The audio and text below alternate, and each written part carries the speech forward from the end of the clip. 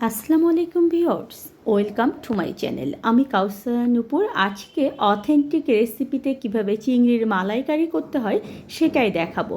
আর এই ভিডিওটা দেখতে হলে পুরো সময়টাই কিন্তু আমার সঙ্গে থাকতে হবে। ফার্স্ট আমাদেরকে চিংড়িগুলো কিন্তু বেছে নিতে হবে। দেখুন, চিংড়িগুলো ঠিক এইভাবে করে কেটে নেবেন। এর ঠিক পশম যেগুলো আছে সেগুলো সব কিছু এভাবে করে তুলে দেবেন। আর দেখুন, যেরকম মাছ বরাবর এরকম তুললেই কিন্তু এগুলো সুন্দর মতো উঠে আসবে। আবার কেউ যদি চান যে পরিষ্কার করা চিংড়ি কিনে নেবেন, তো সেটাও করতে পারবেন। এখন ঠিক এইভাবে করে দেখুন যে আমি আমার চিংড়িগুলো সব কিন্তু আগে পরিষ্কার করে নেব। সমস্ত চিংড়িগুলো দেখুন যে আমি একেবারে ভালো মতো খোলস ছাড়িয়ে নিয়েছি। এখন এটাকে আগে ফার্স্ট খুবই সুন্দর করে ধুয়ে নেব। কড়াইয়ে দেখুন যে আমি একটু 2 টেবিল চামচের মতো তেল দিয়ে দিচ্ছি।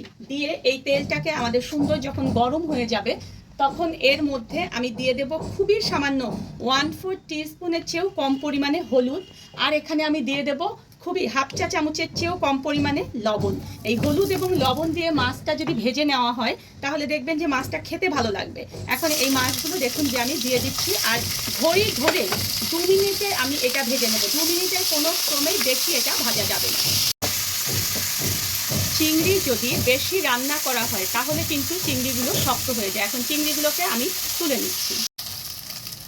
এখন এখানে আমি আবার দেখুন যে 1/4 কাপের মতো তেল দিয়ে দিলাম। আমি আজকে হাফ কিলো পরিমাণ চিংড়ি দিয়ে মালাইকারি করব, তাই যে তেলটা আমি দিয়েছি এখানে কিন্তু তেলটা একেবারে পারফেক্ট।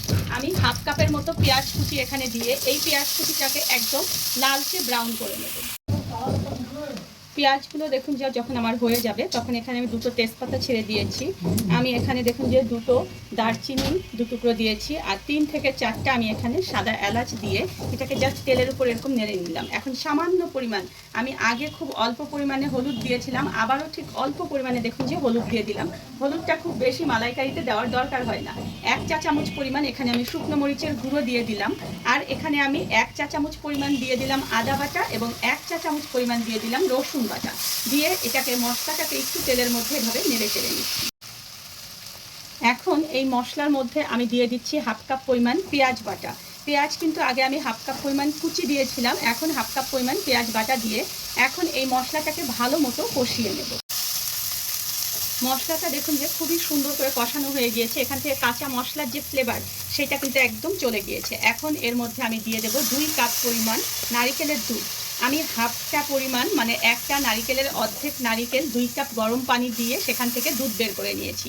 এখন কিন্তু শপিং মলগুলোতে একেবারে রেডিমেড কোকোনাট মিল্ক কিনতে পাওয়া যায়। আপনারা কেউ যদি চান সেখান থেকেও কিন্তু কোকোনাট মিল্ক কিনে ব্যবহার করতে পারবেন। এখানে এখন আমি দিয়ে দেব হাফ চা চামচ পরিমাণ গরম মশলার গুঁড়ো। জাদুকরি 3 মশলা রয়েছে আমার চ্যানেলে, সেখানে দেখবেন যে গরম মশলা কীভাবে করতে হবে সেটা আমি সহজে দেখিয়ে দিয়েছি, ডেসক্রিপশন বক্সে লিঙ্ক দিয়ে দেবো। আর 1 চা চামচ পরিমাণ এখানে আমি দিয়ে দিলাম চিনি। এই চিনিটা অনেকেই যদি না খেতে চান তাহলে স্কিপ করতে পারবেন, কোনো সমস্যা নেই, কারণ নারিকেলের দুধের কিন্তু আলাদা একটা মিষ্টি থাকে। এখন এটা বলক আসা পর্যন্ত আমি অপেক্ষা করব। দেখুন খুব সুন্দরভাবে কিন্তু বলক চলে এসেছে। এখন চিংড়ি মাছগুলো যে ভেজে রেখেছিলাম সেগুলো এখানে দিয়ে দিচ্ছি, আর এখানে আমি লবণ দিয়ে দেবো স্বাদ মতো। আমি এখানে 1 চা চামচ পরিমাণ লবণ দিয়ে দিলাম। এখন এটাকে আমরা 5 মিনিট মাঝারি আঁচে ঢেকে রান্না করব। আমার 5 মিনিট কিন্তু ঘড়ি রেখা একদম হয়ে গিয়েছে। এখন আমি এখানে 4 থেকে 5টা দেখুন যে কাঁচামরিচ দিয়ে দিচ্ছি, এটা ফ্লেভারের জন্য। আর 1 টেবিল চামচ পরিমাণ ঘরে বানানো ঘি আমি এখানে দিয়ে দিচ্ছি। এই ঘিটা কিন্তু অবশ্যই ব্যবহার করতে হবে, কারণ এতেই কিন্তু ফ্লেভারটা আসবে একেবারে পারফেক্ট। আর সেই যে আমার গরম মশলা থেকে আবার আমি খুবই সামান্য পরিমাণে এভাবে একটু দিয়ে দিচ্ছি, যাতে করে শেষে এসে এই গরম মশলার ফ্লেভারটা এখানে থাকে। তবে গরম মশলার ফ্লেভার যদি কেউ কম পছন্দ করেন তাহলে এক্ষেত্রে শেষেরটা স্কিপ করতে পারেন। এখন 1 মিনিট জাস্ট অল্প আঁচে এটাকে ঢেকে রাখলেই কিন্তু হয়ে যাবে। রান্না একেবারে দেখুন যে শেষ। দেখুন যে উপরে একদম তেল ঘি সব কিন্তু ভেসে উঠেছে। এই অবস্থায় আমি চুলার জালটাকে বন্ধ করে দেব, দিয়ে এটাকে 2 মিনিট ঢেকে রেখে আমি পরিবেশন করব। আজকে যে রেসিপি আপনাদেরকে দেখালাম এটা কিন্তু একেবারে চিংড়ির অথেন্টিক একটা রেসিপি। আমাদের নানি দাদি মা খালারা কিন্তু সেম এই প্রসেসেই রান্না করতো। আর এইভাবে করে চিংড়ির মালাইকারি করে দেখবেন যে একেবারে অথেন্টিক যে টেস্ট সেটাই পাবেন। ধন্যবাদ সবাইকে আমার সঙ্গে থাকার জন্য। আর আমার পরবর্তীতে আরও নতুন কোনো ভিডিও পেতে হলে প্লিজ আমার চ্যানেলটা সাবস্ক্রাইব করে পাশেই থাকবেন।